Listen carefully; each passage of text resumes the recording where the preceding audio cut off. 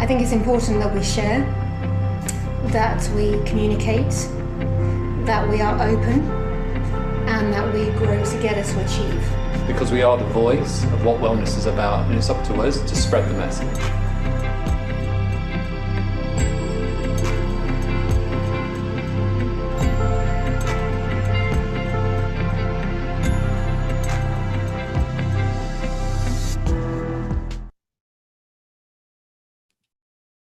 Good afternoon, good evening, everybody, and good morning for those in North America. Welcome to Professional Beauty's World Spa and Wellness Conference. We have over yesterday, today, and tomorrow 70 speakers. And what we've tried to do is really cut out, if you excuse my language, the bull and get to the point.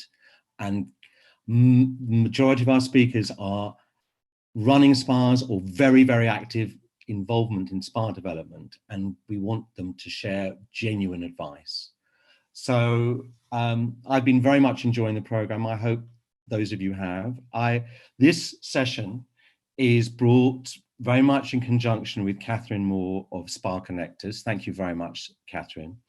And it's entitled, How Can Spas Work with Brands to Launch Interesting Services and Reach New Customers? Let's look at brand collaboration. So just before I hand over to Kathryn, just like to thank our partners, Biologic Research and Lemmy. And Kathryn, over to you. Thank you. Thank you, Mark. Very excited to be here. And I can see we've got 138 participants already. Very exciting. Thank you. So today we have a lineup of very savvy business leaders, and we're excited to be able to talk to you about brand collaboration. What we want to say is that having the right partnerships and the right brand collaboration can really help elevate your brand. And so we've brought together a group of women. Well, it's turned out that they are all women, fortunately. A group of women that are going to bring some great tips to you today to help you, whether it's pre-COVID, because this obviously has been happening for a long time, but post-COVID also. And what sort of tips can you do and apply to your businesses, whether it's a spa, wellness clinic, or what have you? And what can you do to help get some more credibility to your business by partnering with existing brands? And so I just want to introduce our panel. We have some great women, and let me start by introducing Aldina Duarte Ramos. She's the Global Director of Wellbeing for Accor. Aldina is a blue ocean strategist and focuses on strategy, execution, innovation, and concept integration. She's a visionary leader. She's renowned for her expertise in high-end wellness projects around the globe and is the Global Director for some beautiful brands from Accor. Thanks for joining us, Aldina. We also then have Mary Pratt, nicknamed Pra. She's the founder of the Caviar Spoon Rebelle. She's a leading matchmaker, focusing on brands, and it's brand to brand or micro-influencer brand matchmaking. And she's a successful creative collaborator that brings together auxiliary brands and helps harness potential of these brands. I think it'll be really interesting to hear from her today. She's currently producing an online platform to bring together different brands, and that'll be exciting to hear more from her. We then have Mari Arameda from the Elixir Clinic. Mahi is the co-founder and the co-director of the Elixir Clinic, a bespoke wellness clinic that is specializing in enhancing clients' well-being through IV therapy, vitamin infusions, intramuscular injections, anti-aging, and much more. She's based in London, but she's always on a plane. And she is in charge of the global business strategies for her business, and that includes obviously brand collaborations and developing the latest technologies, treatments, and trends with integrative medicine. We also have Nicola Stott. We're very lucky to have her, Director of Special Projects from Elemis. She has over 20 years experience with Elemis, but over 30 years in the beauty industry. So Nicola understands the opportunities and the challenges of the industry through product supply and brand management. She's taken the brand around the world, which is also very exciting. So we've been able to see how brands can work with other brands and she'll be sharing what Elamis has been doing from a brand collaboration perspective. So we've got, as you can see, a powerhouse of women here, and let's get started with some questions. I'm going to start with Mary, as she is the queen of collaborations. Mary, what are the benefits in engaging in collaboration? Like, why would a brand want to piggyback or collaborate with another brand? Well, it seems an easy answer, but so many people don't do it. But the fundamental reason is, as brands, you can expose yourself and piggyback off other like-minded brands, saving unnecessary, so I state unnecessary, overspend on social media marketing and PR. So you see over time, we get busy, we have brands and we start doing stuff, paid advertising. But if you work as an alliance, so a collaborative alliance, it can open so many doors. It can save money. It can allow you to stick at what you are good at without diversifying, but bringing in the experts who are good from other angles. So there's many benefits. So it's a fabulous way to do it, but it has to be done properly. Can you give us an example of a good collaboration so that we can sort of all get our head around these collaborations? Because when I first brought this idea up of collaborations, everyone sort of thought, what do you mean by collaborations? Because there are many different angles. Yeah. I mean, if you look at the big brands, you have very random industries. You can have Spotify with Uber. You can have Crayola did a great collaboration, or a cross-marketing collaboration with Clinique. So, you know, that's a great collaboration. Rimowa with Off-White. So you had the suitcase with the designers. So there's so many different ways you can do it with brand to brand or influencer. And with regards to, you know, with collaborations, it can be anything from we see a lot of retreats, whether at the moment there are lots of virtual retreats.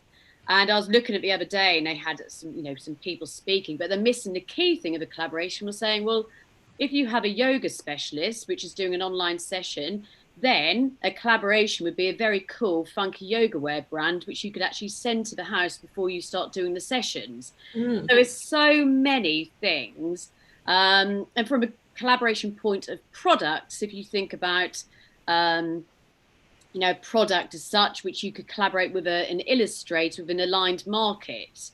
So there's a number of ways you can do it. And I could really talk about this for hours, but it's looking at every single touch point and saying, is that possible to collaborate with someone? And that can either be on a barter, a split rate, or a paid project. Okay, that's interesting. Aldina, I mean, some of these ideas I think could be easily taken to the hotels, especially with some of your brands.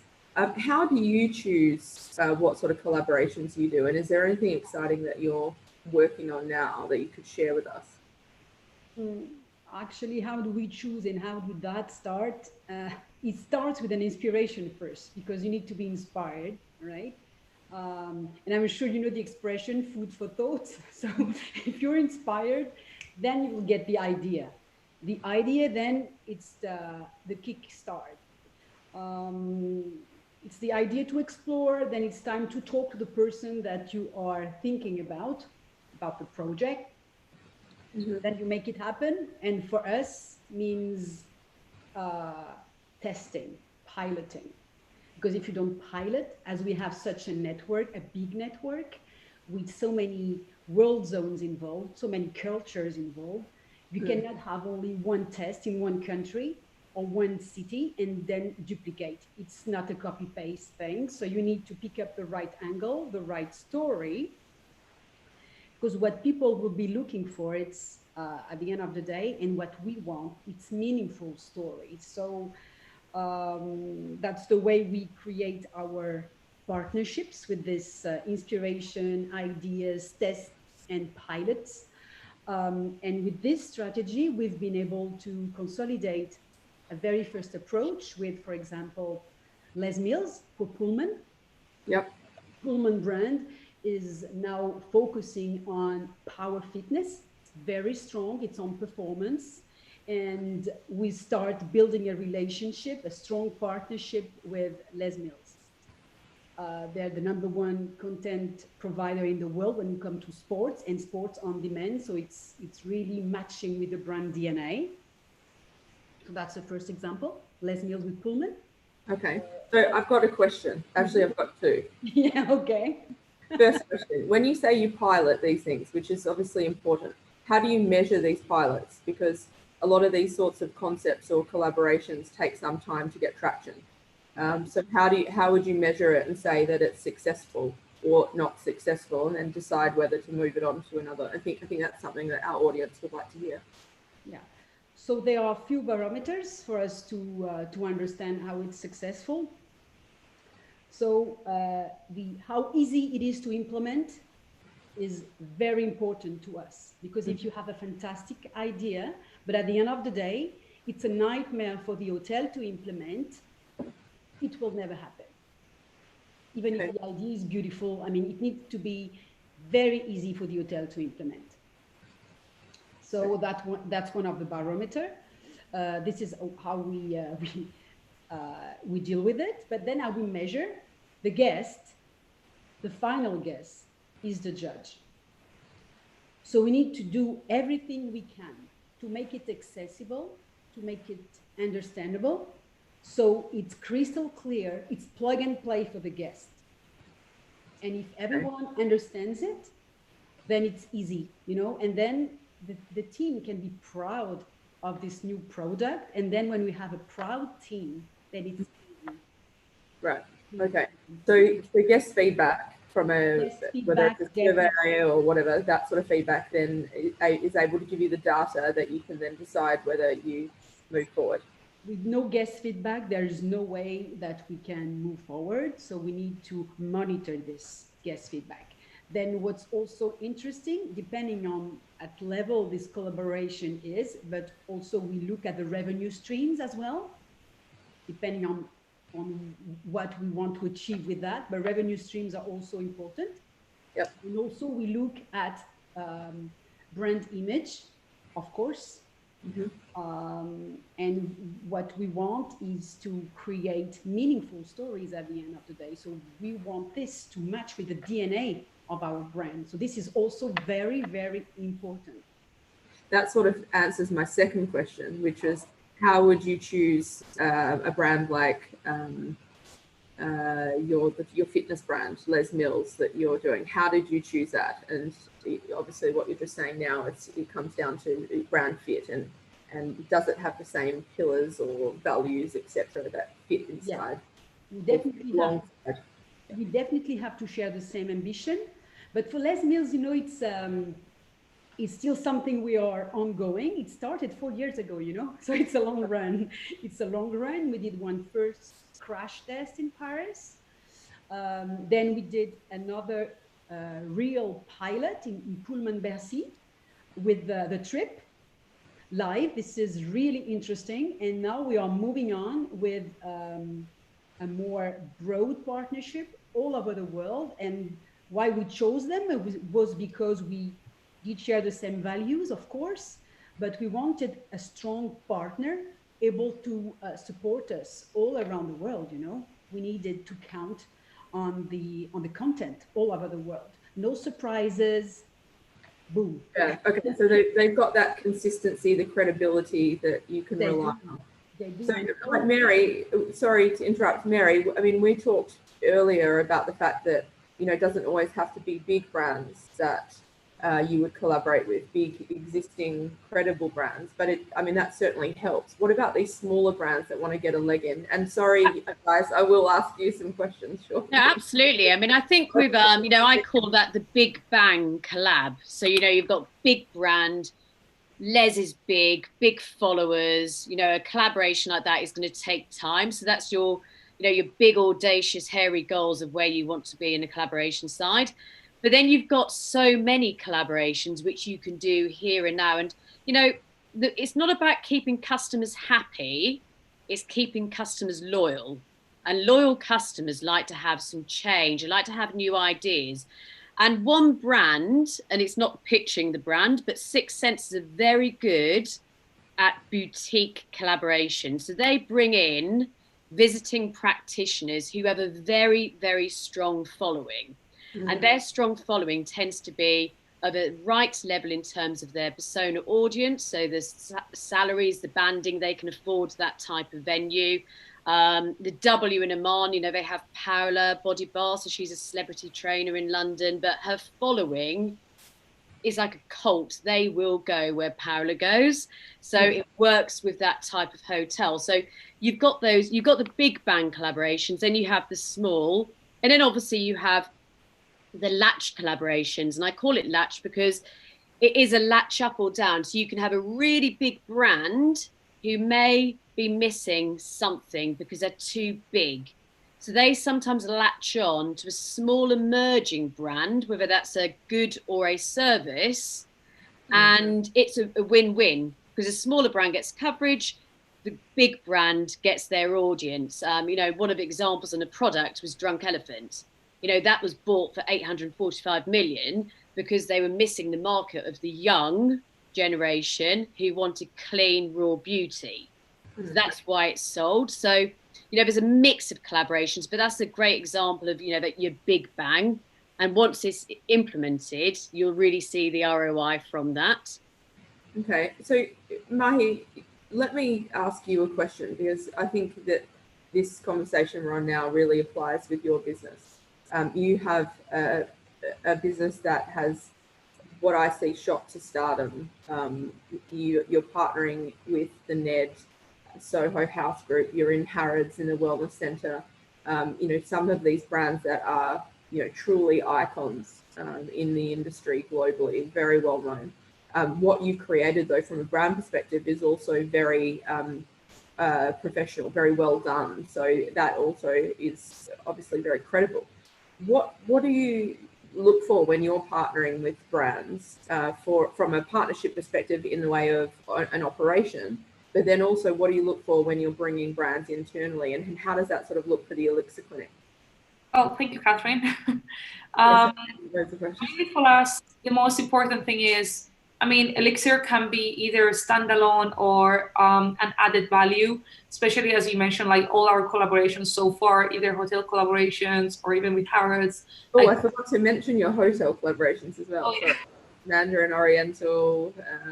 We had the Corinthia collaboration. We were at the Six Senses in Coachella this year as well. So those collaborations is where Elixir really becomes an add-on on their existing business model, and that we offer unique wellness services. So it's basically the integration of having a spa with the medical side, with the wellness side rather, or a department store that is a lifestyle approach, but you can also have your wellness treatments in the between shopping. So for us, when we opened up, like at the beginning, like any other clinic, we had started by just having our local wellness resorts. But now what we're doing is, and what is being working on, and for us, the most important thing is to, of course, expand like any other business, but it's super important to find other brands that we can collaborate with. And for us, for Akane and I, my business partner, the most important thing is for that brand to share the same value, to understand what wellness means, share the concept.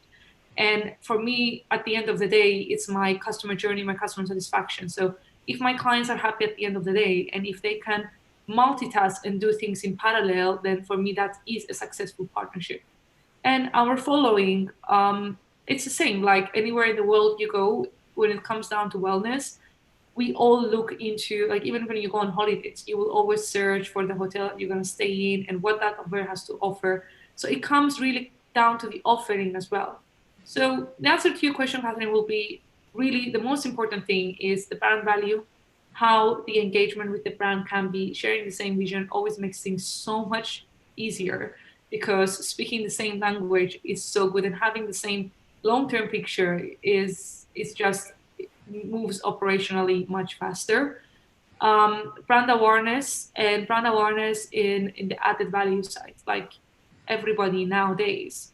And during this pandemic, we all realize as well that we all want to do more things in one time, and you value your time more than ever. And that's super, super important. I truly believe in collaborations because there is no loss in it. it's, you know, you have the client satisfaction and you have the multitasking, and it's great. It's a targeted campaign, really. A question for you. So would you say that your business would be in a different place today if you hadn't have partnered with Harrods and the Wellness Centre, which you've been with them now for how many years? It's been now, well, we completed almost 3 years, and we are like on the next the next 3 to 5 years now. Let's see. So, do you feel like that collaboration, that partnership, really took your business to a different level that perhaps you wouldn't have had if you didn't have that brand association?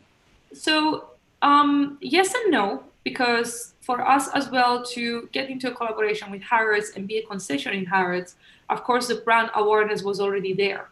So what we focused on when we opened Elixir in 2013 was to build a brand and a clinic that safety and client safety, client journey, and being a medical wellness practice, because that's where the gap was. There were so many wellness centers, but none of them were actually following basic qualifications.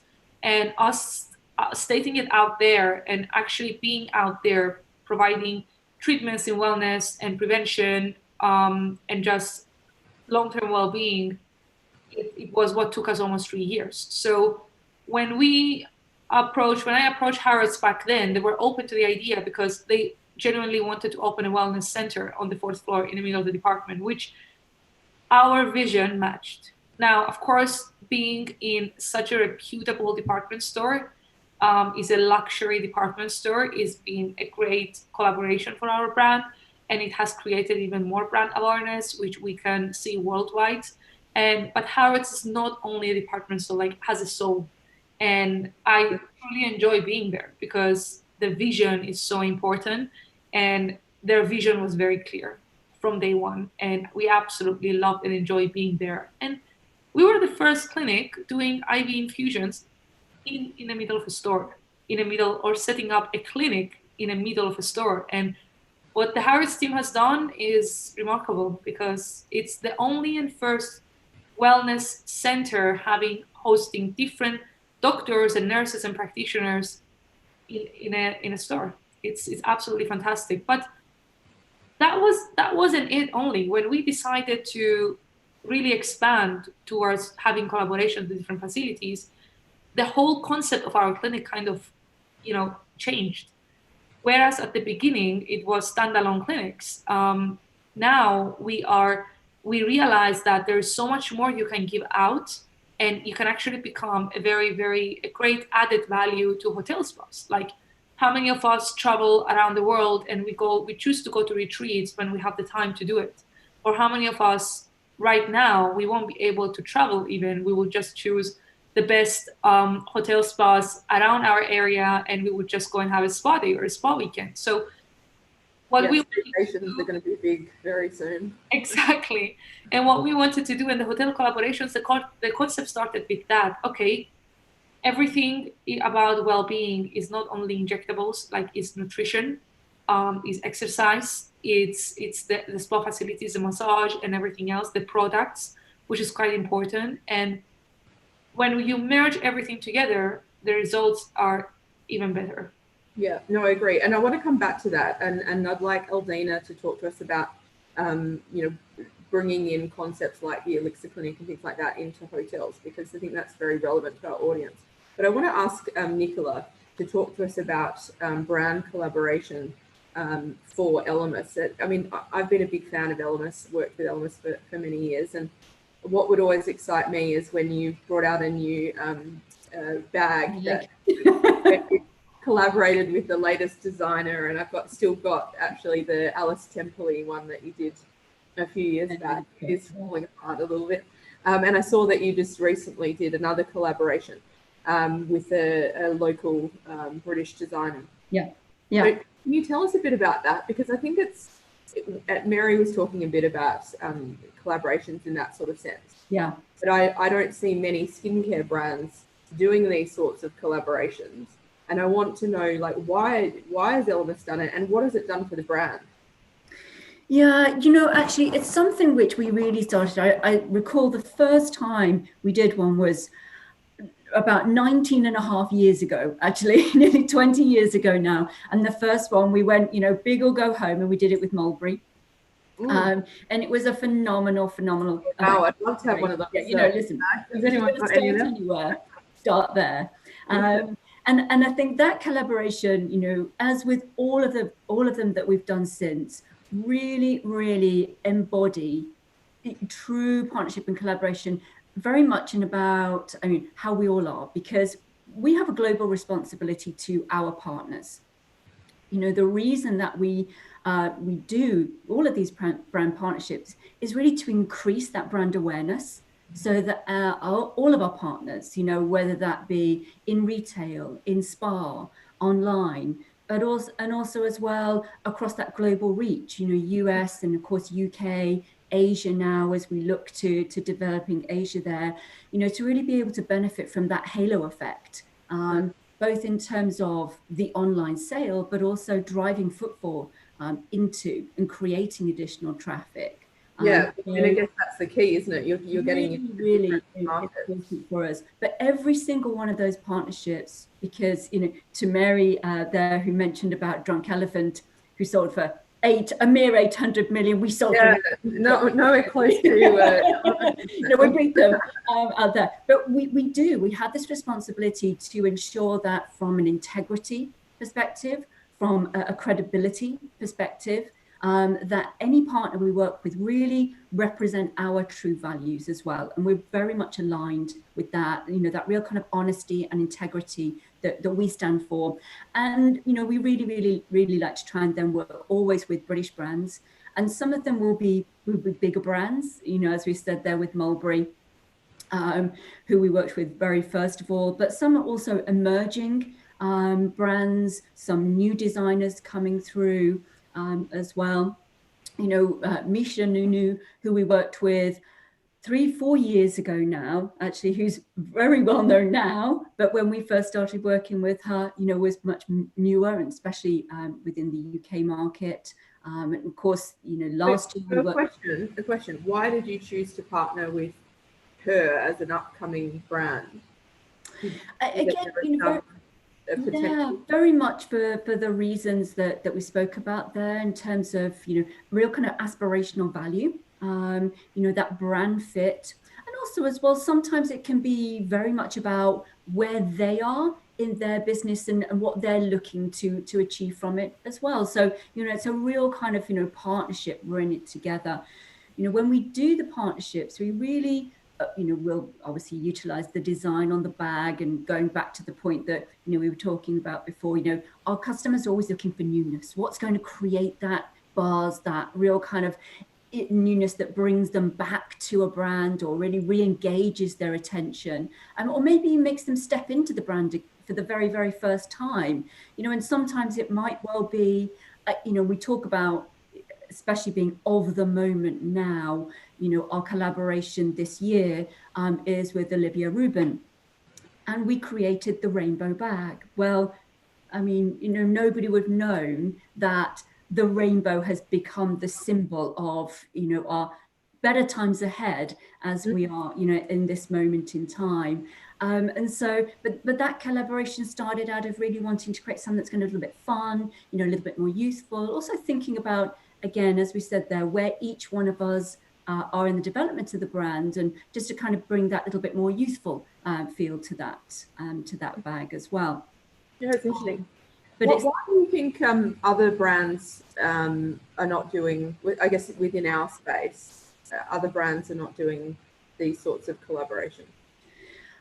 I see that, I think for a lot of brands, they can be quite single channel.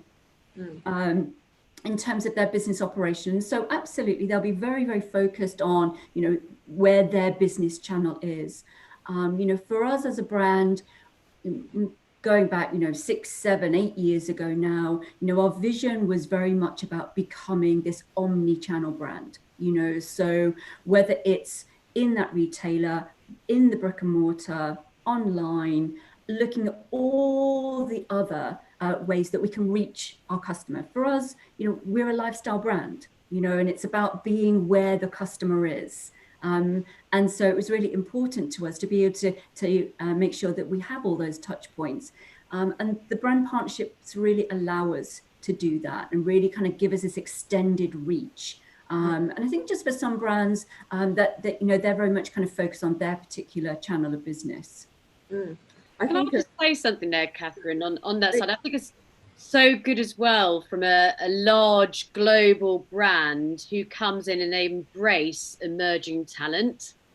And it's, you know, that's where you know, it creates digital content as well.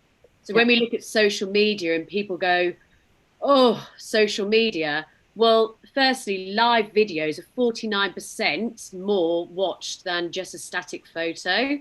And where so many of us take Instagram in the wrong way is actually is a news feed. It's not a pretty album. So these stories, you know, that person who you're bringing in, the emerging person, it creates so much content from that collaboration that you just naturally build followers, increase your digital presence, which then you can track to see if it results in sales or footfall. But it's a fantastic approach. Absolutely. Sorry, sorry, Kathryn. I was just going to say, you know, obviously we're in the midst of a really challenging time within our industry globally. And I didn't really want to dwell too much on COVID because the rest of the topics and panels that have been discussed this week are really talking about COVID. But, you know, I want to open this up to everyone. What sort of things do you think that businesses, whether it's a skincare brand, whether it's even a collaboration between an operator and a skincare brand or a hotel group, what sort of things do you think people could be doing right now to really be looking at helping their business get out of this awful situation that we're in? Anyone want to answer that? I mean, I can put one point across where I think this goes into more of a safety collaboration in terms of, are people looking for discounts and bargains at the moment? I think, and this is a personal opinion, and we had a conversation about this yesterday, this is not about social distancing, this is about physical distancing, because none of us want to be social distancing.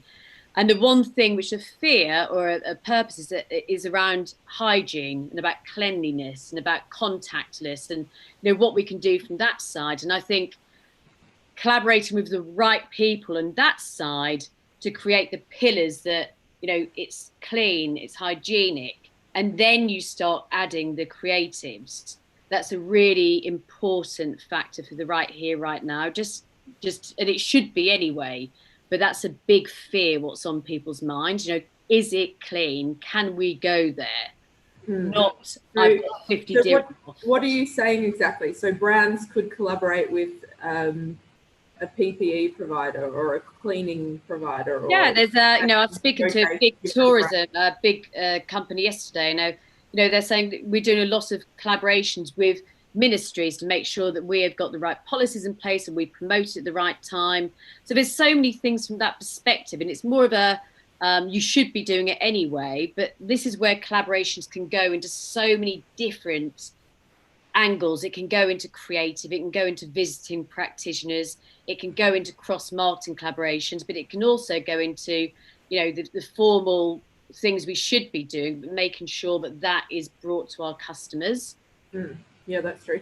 Aldina, can I ask you, you would have most of your, well, probably all of your spas globally closed at the moment, so I'm sure everyone's working on strategy and plans and so forth. So what does it look like for you when you reopen from a collaboration perspective? I know you've got the Les Mills collaboration happening. What else do you look at? You've got fitness. What about from a wellness perspective? Have you got anything in the pipeline that you're looking at now? Yes, I mean, always mentioning Pullman, you know, we also have this program that is active nutrition, you know, so this is for Pullman, and we partner with nutritionists on site. And so would that be a visiting practitioner or someone who's employed?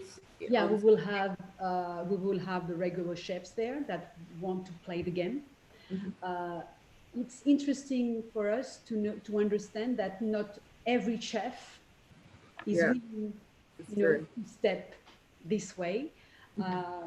It took us a long time to understand, because we started this journey about the active nutrition, 6 years ago, and I did not understand first why it was so hard to dig in, because the chefs actually were not comfortable with that healthy message. Yeah. So this is Well, they want to use fat and butter and salt. Yes, but it was very, very interesting. It was very interesting because we picked up the ones that wanted to address it. And then in other regions, we partnered with local nutritionists, and as well, we started a relationship with this influencer called Sarah Hoey. With her, we toured the world, and she's a Californian. She's a coach. She's a cancer survivor, and with her, we just went to over 20 cities. We invited social media influencers everywhere we went. So this would, of course, contribute to brand awareness and drive the message of Pullman. But then to mention another example of well-being, it's also interesting for us to mention the collaboration with L'Occitane, with Sofitel, for example. Tell us about that. It's interesting because Sofitel, it's about effortless well-being. It's the message we want to convey. And with L'Occitane, the message was really fair. It was really fair and important. So we decided to step in that partnership, but not across the whole world. We decided to start with Mexico because, they have this fantastic new concept about sleep. And our full well-being strategy is based on sleep, on food, on sport and spa. So for Sofitel, we were able to address this sleep and spa through L'Occitane with this sleep and reset concept backed up with strong R&D research. So for us, it was very important to bring that to the table. So we have already L'Occitane in Dubai. We started in Dubai, Mexico as well. We have three in Asia, and we just signed the full contract, 1 month ago. So it's very interesting to see that from a well-being perspective, we have this very interesting partnership as well. So why did you choose L'Occitane as a brand for Sofitel? Because I see L'Occitane in department stores, in duty free, and all those sort of things. That for me, that wouldn't be the first brand that I would associate with Sofitel. Actually now it's a bet for us. We wanted to dive in their brand new image. We were convinced with the new face of the brand. Okay. And for us, it was very, very important. The Sleep and Reset program is really important to us. And also the message that L'Occitane conveys matches fantastically with French art de vivre, So it's a way of expressing it to the Sleep and Reset. Yeah, no, that makes sense. I understand. I just wanted to mention that there's one of our viewers here has commented that Hilton has teamed up with the Mayo Clinic and Dettol to create a campaign called Hilton Stay Care, which I think is a very interesting collaboration. So I guess lots of people are out there looking at how they can do collaborations with brands that bring credibility, because obviously Mayo Clinic and Dettol are very well-known brands. And I think Kathryn there as well. It's a really good point, from an operator's perspective. And obviously we've talked a lot about some of the bigger collaborations, but certainly at that very kind of local level for our spas, for our resorts, for our hotel spas as well. Just I think really looking at how you can partner with your brands that you actually have in the spa and really kind of work together on initiatives and projects. And we know that for some spas, they're not coming back with their full treatment menu. They're maybe only doing body, and they're not doing face, or maybe they're actually being very cautious and they're very apprehensive about coming back with treatment full stop. So really kind of thinking about the retail opportunity that can open up, you know, working together, putting together maybe a nice little kind of retail packages that a guest can buy into. You know, they might even do a kind of a click and collect type service, you know, if they call or email in, I'd love to collect, you know, my at-home spa facial collection. You know, they can come in, pick it up and go away. If you're in a hotel, it might be that you have your little in-room spa bar menu, you know, so in that bedroom, there is 2 or 3 nice collections that a guest can have either delivered up to their room before they depart, or they can come and collect it from the spa before they go. So just really kind of those local collaborations with that brand, with those brands that you've got, and then working with the brand in terms of, you know, what kind of support can they give to you in terms of Facebook, in terms of Instagram. Maybe there's an Instagram live activity that you can do together. You know, that's important because there are a lot of online platforms now that are selling all these products and taking sales away from potentially our spas or our salons or what have you. And people want everything now, and it's next day delivery and this, that, and the other. So for our brands out there that we work with, I think it's the duty of the brands with our spas and salons, etc., to really start thinking about how they can work together so that sales still can come from the spa. They need it. And maybe what you're doing in there is you're also putting in a little bounce back to bring that guest back ready when they do feel comfortable, or ready when you are starting to do services again as well. And I did notice on the chat, actually, there was some questions about also cruise ships, which, you know, is also another big piece of my business as well. You know, there again, you have a very similar thing. You know, you can do like your in-cabin gifting as well, to the same point. You know, there's I wonder when people are going to be getting back on cruise ships. Let me tell you, those bookings are looking very strong as we come. Oh, really? Oh, brilliant. Yeah, for sure. I wanted to ask if anyone has had or seen any fatalities when it comes to brand collaborations. And Mary, I'm sure you could answer that. But Mahi, have you got anything that you've seen not work quite so well? Not work quite so well. Any fallout, I guess, or any, you know, any negative side to brand collaborations? I mean, yes, we did. And when we launched a model, I would say it was around 2017, when we started launching a model that we would just not have a standalone in the country and just do collaborations. It came down to the conclusion that it wouldn't really work. And the reason for that was because not having an existing partner in that country and not having someone there that can take over control if anything goes wrong, it was a bit of a challenge.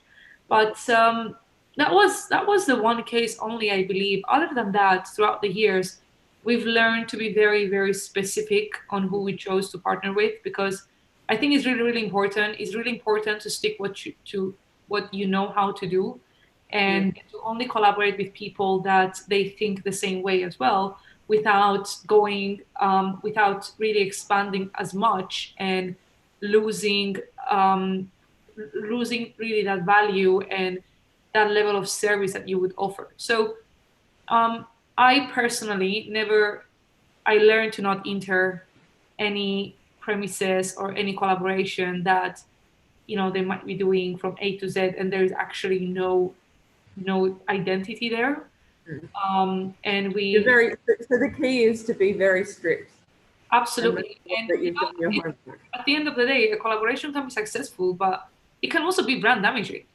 If well, I mean that's it's not the right match. It doesn't mean that there is something wrong in each business. It's just the matchmaking that is quite. I see it more of a relationship. Really, it's like not a marriage, but it's a relationship. And if it doesn't work, it won't work. But you have to be very, very careful. And that was the one main thing that we realized, that we just need to really focus on what we know how to do and just partner up with other brands that they have the same thing, that, you know, this is what we do and we believe this is going to add value. So it works great for both parties. Mary, have you got some stories that you can share with us? Have I? Crikey. We'll never stop her up. Been doing it a long time. I think the fundamental one is trust between two parties or three parties. And I've pulled out from collaborations as soon as I know a brand is not respecting my brand as much as they're respecting their own, there's an issue. So we have to be in it together. So we've had it with when we've created experiences for a spa in Dubai. We made this beautiful lotions and potions afternoon tea, flew people in. If you all agree to do things such as posting and tagging on your social media pages, because that's where you piggyback off each other's database very easily, and one party's not doing it, that's where the issue starts happening. And what could be a collaborative dream becomes a collaborative fatality. So it's just really, it's the same as hiring people. You have to interview and really assess the behavior as opposed to what's on the CV, because anyone can write something on a great CV and anyone can say, I'm fabulous and I'm a celebrity, this, that, or the other. If you are doing a collaboration and they are doing things which do not align, then you have to get out and not be afraid to get out, to be very clear, very succinct. And the ones who do it properly, they'll win. It's a win-win. If they don't want to do it properly, then you cut it. You're hardcore. I am. Again, I've been doing it a long time. Sure. But at the end of the day, it's your reputation and it's your credibility at stake. So yes, absolutely, I agree. I'm just having a look at some questions because we've got to wrap up in about 13 minutes to be precise. I'm just having a look at what people are writing. If anyone's got any questions other than comments, please pop them in because I'd really like to be able to answer as many as possible. Nicola, you've grown the brand, you've helped grow Elemis globally, and obviously there's different collaborations going to work in different countries. What's the key in really understanding how a brand collaboration would work, say like US? I know you went over there to try and make that happen. How do you learn about what US, for example, wants versus the UK? Yeah. Well, do you know what?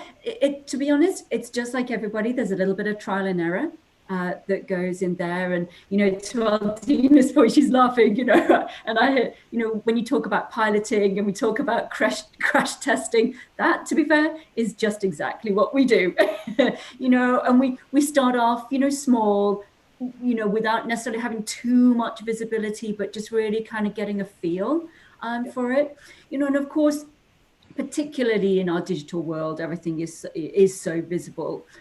So you can track what that performance is like, what the message, how well it's being received, pretty quickly as well. And also, you try, and do, your due diligence, as Mary said there, to pick the right partners in the first place. You have a gut feeling as to who is going to be, the best partner for you.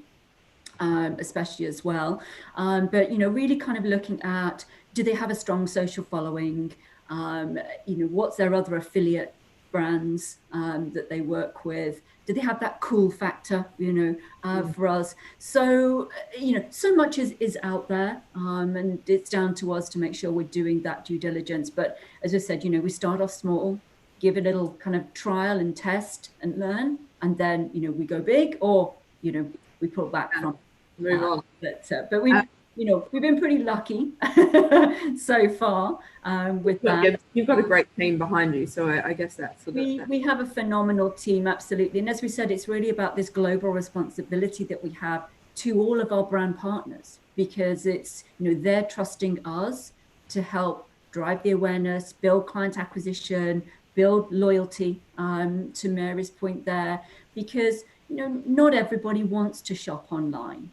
Not everybody wants to go into a store. Well, they don't trust with skincare that they go through what they... Exactly. I mean, certainly what this time has done is, of course, it's changed shopping habits, definitely, and for sure. And some, for, forever as well with that. But I think it's also, made us kind of look differently at how we use some of these mediums, and also as well make us appreciate how much we miss going in to have that one-on-one contact as well. So I miss massages. Yeah, exactly. See, Kathryn, you went to have your hair done. We heard. Right. We're the lucky ones. Really We haven't yet been able to do that here, but we're all dying too. Sorry, I'm lucky over here. We've got a question here, and I think that I would really like Mary and Mahi to answer it. It's a cool one. What would be your dream collaboration that is really thinking outside the box with pairing two brands that would otherwise not make sense? Sorry, put you on the spot with this one. I'm going to do one because I think it's amazing, but it's a person with a spa, but it's a free diver called William Winram. Okay. So he's a world free diver in Hawaii, and he should be in an amazing spa because he's the most incredible person at doing deep meditation. When you hear free diver, sharks, free diver, he's incredible. So most spas are going about, yoga, Pilates, but he can do deep meditation, but he's a free diver. That's just one which came out of my head from a person who's Aldina, you might want to jump onto that one for one of your brands. Be quite exciting. Mahi, what about you? Have you got something? I mean, for me, living in London and having to realize and accept the fact that I might not be able to leave this city anytime soon, I think the dream collaboration, and one thing that there's a big luck here, is having that one-stop location that you could go to and have everything done, basically from A to Z, meaning nutrition, gym, to like a co-working space that you can actually also meet people, to a kind of a member club, but it's not a member club. And I don't think anything such as exists yet. But that would be it. Or some of the existing member clubs, something more or less like what the Lancerhof Club did in London, but adding the spa element to it as well, because for me, the spa is quite important. Like you, I miss my massages so much. And if I could have that done now, would be great. But a collaboration such as, I think it would be ideal for us. Yeah, it's funny you say that. So we've got Michaela here from Soho House in London saying, what platforms do you use to find the best people/company to partner with to support treatment offerings rather than retail offerings? Does anyone have any solutions for this? That's actually probably a good business opportunity. Word of mouth, really. I mean, there is no panel or anything. It's more about getting a feedback or places that we've been ourselves and they left a memory or something that we don't want to go back to. It can be a product, can be anything, but word of mouth probably. Nicola, you've got something? Yeah, I was going to say, definitely look at those travel partners. We talk about Mulberry, who we worked with nearly 20 years ago, but another one of our very long-standing partnerships is with British Airways, both in terms of providing that amenity bag to first class, business class passengers, but also through the travel spas. And, we see hundreds of thousands of those first class, business class travelers through London, through the 5 terminals there, and then also through New York. And literally they have that opportunity to have that 15-minute touch point of service. And what that is then about is being able to introduce somebody to that LMS service so that they then go and they look, where can I find this? Where can I get my full treatment from? So, if you're kind of looking to partner with travel brands like that, then, I think they're great collaborations to think about. But also thinking about how you then make your treatments very visible to your customer as well. And I think, again, we've talked a lot about Instagram. That is probably one of the most visited pages on our LMS.com, Instagram sites, and that is where we're doing influencer treatments in the house of LMS.